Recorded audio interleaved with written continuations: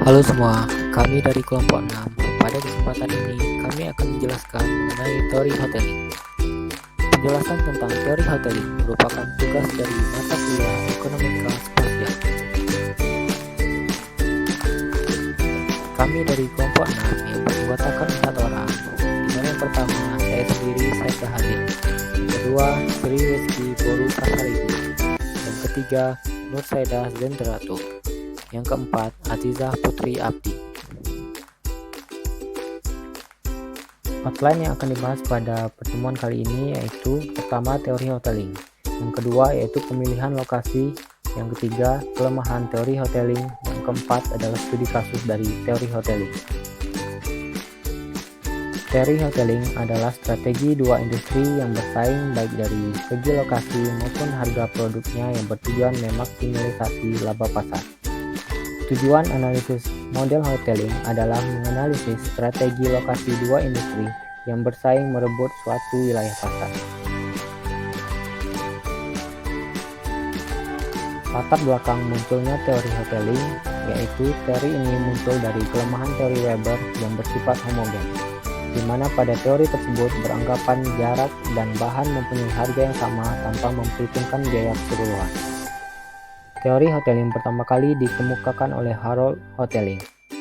Pada teori hoteling ini menyampaikan bahwa elastisitas permintaan akan mendorong difusi industri. Harold Hotelling merupakan ahli di bidang statistika pada sebuah artikel berjudul Stability in Competition pada majalah Economic Journal di tahun 1929.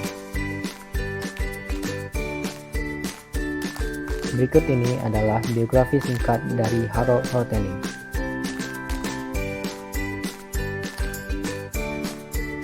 Pemilihan lokasi terbagi atas dua jenis kondisi. Yang pertama, interdependence location demand dalam kondisi inelastik, dan yang kedua, interdependence location demand dalam kondisi elastik. Interdependence location demand dalam kondisi inelastik. Dalam kondisi ini, terdapat dua industri A dan B, di mana industri A pertama kali memasuki market, kemudian industri B berkompetisi dengan A. Jika keduanya berlokasi di tengah, maka market area terbagi sama dari kedua industri. Jika B berpindah ke kanan, harga di kanan lebih rendah dibandingkan dengan harga di tengah. Jika demand-nya inelastik atau membeli produk pada harga berapapun, maka B tidak mendapatkan keuntungan dari perubahan lokasi ini. Interdependence location demand dalam kondisi elastik. Dalam kondisi ini, dua industri A dan B berkolusi untuk mendapatkan keuntungan yang sama besar dengan memonopoli pasar, di mana industri A dan B melakukan perpindahan lokasi sehingga berhenti pada titik A, dan B, yang dimana kedua industri tersebut tidak dapat melakukan perpindahan lokasi lagi. Pada gambar pertama, A dan B berlokasi di tengah dan market dibagi sama rata dengan garis X sebagai pembatas. Apabila posisi A dan B dipindah pada lokasi kuartil seperti pada gambar kedua yang ditunjukkan dengan titik A, dan B, maka harga barang semakin menjauhi kuartil akan semakin besar, sehingga keuntungan yang didapat jika A dan B dalam lokasi kuartil akan makin besar. Kemudian, keterbatasan dan asumsi teori hoteling. Kelemahan dari teori hoteling yaitu di mana hasil dari teori ini dapat digunakan jika perusahaan tidak mempertimbangkan adanya kompetisi harga antara perusahaan. Jika kompetisi harga juga dimungkinkan, maka tidak ada hasil dari teori hoteling itu sendiri. Misalnya, jika kedua perusahaan yang bersaing saling berkompetisi masalah harga, maka masing-masing perusahaan akan terus-menerus menurunkan harga untuk menguasai pasar. Jika perusahaan A menurunkan harga produknya, maka perusahaan A akan menguasai pasar. Pada saat itu, perusahaan B juga akan menurunkan harga produknya agar bisa kembali menguasai pasar. Proses ini akan terus berlanjut sampai kedua perusahaan mencapai keuntungan 0 atau sama dengan biaya produksi dan bertahan di lokasi yang sama. Kemudian, Asumsi teori hoteling itu sendiri harus merupakan ruang homogen, kemudian konsumen terdistribusi secara merata di semua tempat, kemudian konsumen bertindak rasional secara ekonomi atau membeli barang dengan harga terendah, kemudian permintaan konsumen ini relatif sempurna atau konsumen memberi barang dalam jumlah yang tetap per periode waktu terlepas dari harga barang. Kemudian ongkos produksi atau harga barang tetap. Sumber biaya yang timbul tergantung pada situasi lokasi. Perbedaan rugi dan laba perusahaan hanya didasarkan pada letak lokasi sumber material. Tidak ada kemampuan penjual untuk melakukan diferensiasi tingkat harga di pasar kecuali hanya faktor transportasi. Setiap perusahaan mempunyai kebebasan penuh untuk beroperasi di pasar tanpa dikenai biaya. Terima kasih. Pada saat ini saya akan menjelaskan tentang penerapan teori hoteling pada beberapa kasus. Penerapan teori hoteling dalam penempatan lokasi dapat kita lihat seperti contoh berikut, yaitu hotel, restoran, makanan cepat saji, dan toko handphone, dan lain-lain. Dan kita juga bisa melihat beberapa contoh studi kasus pada minimarket. Pada minimarket, yaitu yang kita terlihat dalam kehidupan sehari-hari, terjadi pada lokasi yang sama dan di daerah yang sama, yaitu Indomaret dan Alfamart yang saling berdekatan.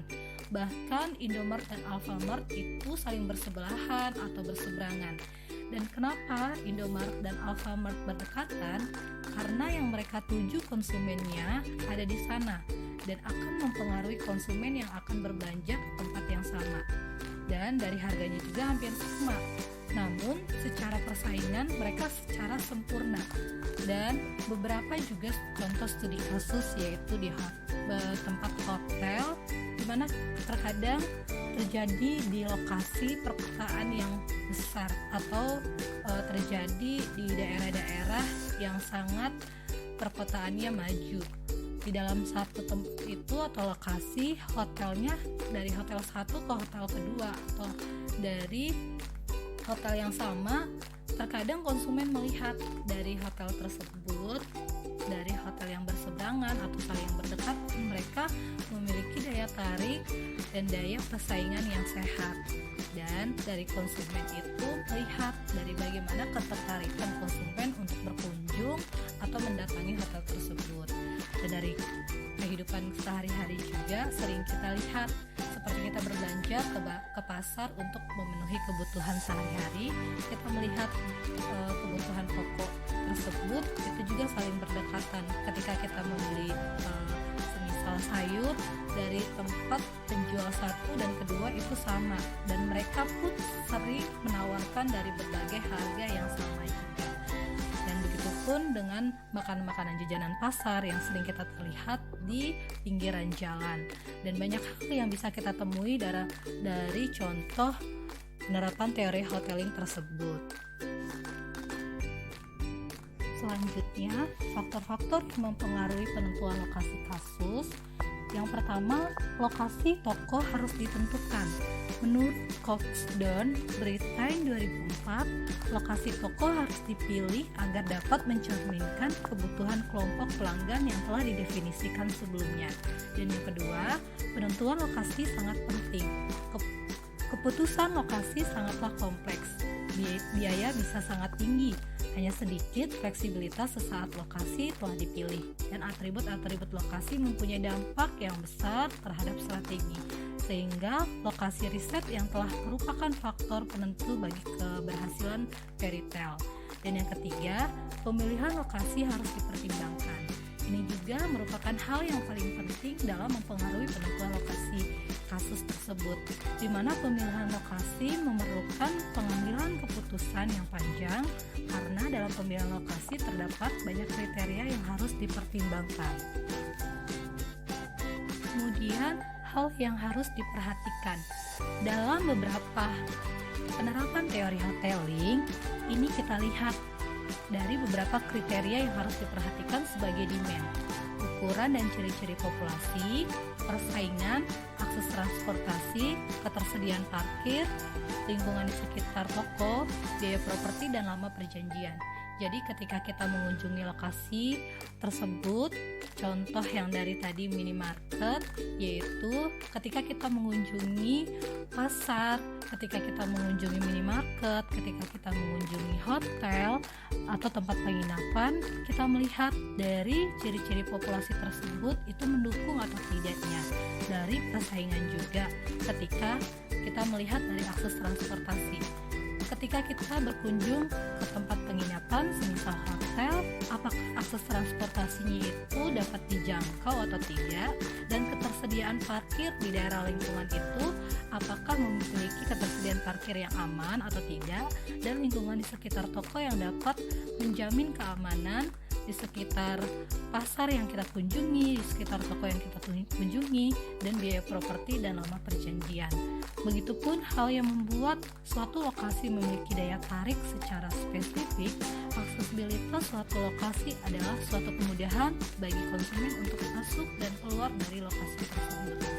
Dan lokasi tempat perbelanjaan yang nyaman, karena jika lokasi minimarket atau tempat perbelanjaan yang strategis dan tidak mengundang kemacetan seperti lokasi berada di lampu merah, maka konsumen akan sengaja atau tidak sengaja untuk berhenti dengan nyaman dalam berbagai di lokasi tersebut.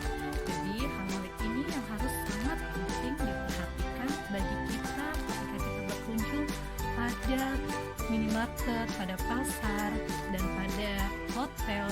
Begitupun dari hal-hal yang perlu kita datangkan, karena dari hal-hal yang kriteria ini sangat penting, di mana ini memiliki daya tarik bagi kita ketika kita berkunjung pada lokasi tersebut. Dan yang terakhir, dalam penerapan teori hoteling juga melihat dari analisis aksesibilitasnya. Dan analisis aksesibilitas ini terbagi menjadi dua, yaitu yang pertama analisis makro, di mana pengertian analisis makro ini untuk mengukur aksesibilitas lokasi pada tingkat makro retail secara bersamaan dan mengevaluasi beberapa faktor seperti pola jalan, kondisi jalan, dan hambatannya. Dan yang kedua, analisis mikro, di mana pengertiannya bahwa analisis ini berkonsentrasi pada masalah-masalah pada sekitar lokasi seperti visibilitas, arus lalu lintas, parkir, keramaian, dan jalan masuk atau jalan keluar. Nah, ini bisa kita lihat pada contoh gambar minimarket ini. Kita lihat bahwa di lokasi minimarket ini sangat terjangkau dari area parkir, dari keramaiannya juga mempengaruhi konsumen untuk datang dan berkunjung pada minimarket tersebut, dan jalan masuk atau keluarnya juga sangat mudah untuk didatangi oleh beberapa pengunjung, dan mungkin daya tertarik suatu toko tersebut akan mengundang semua para konsumen untuk datang berbelanja pada toko tersebut. Begitupun sekitar lokasinya juga yang mendukung dari kenyamanan dan keamanan lokasi tersebut. Kemudian atribut utama dari dimensi lokasi ini juga penting kita lihat pada penerapan teori hoteling, di mana yang pertama, waktu tempuh perjalanan menuju tempat berbelanja pun itu mudah dijangkau, dan kelancaran arus lalu lintas. Seperti yang saya bilang tadi, ketika keadaan di lokasi tersebut berada di lampu merah dan keramaian, apakah ketika kita nanti berhenti atau berkunjung pada toko tersebut, kelancaran arus lalu lintas akan baik atau tidaknya, itu akan mempengaruhi bagaimana minat kita untuk mendatangi toko tersebut. Karena ketika kita berhenti di suatu toko dan itu berdekatan dengan lampu merah, akan menjadi kemacetan dan mempengaruhi kita untuk tidak berkunjung ke toko tersebut. Dan ketiga, banyaknya sarana transportasi yang menunjang dan bisa terjangkau oleh sarana transportasi apapun, sehingga memudahkan kita untuk datang ke toko tersebut. Dan yang terakhir, lingkungan sekitar yang aman. Berikut dari setiap penerapan teori hoteling dari beberapa kasus, mungkin dari teman-teman semua juga dapat menerapkan atau dapat memberikan contoh dalam kehidupan kita sehari-hari. Karena penerapan teori hoteling ini sering kita lihat dalam kehidupan sehari-hari. Terima kasih sebelumnya.